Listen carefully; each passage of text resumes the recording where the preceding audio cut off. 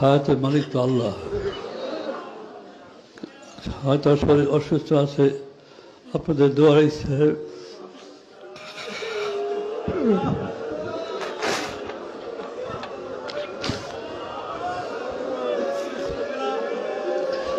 এখানে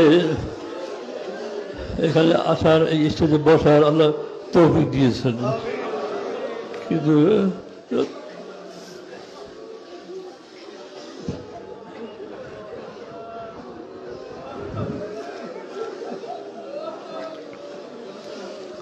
কিন্তু আমি শরীরের যে অবস্থা ছিল আমি বুঝতে পারিনি যে আমি এখানে আসতে পারবো না। এটা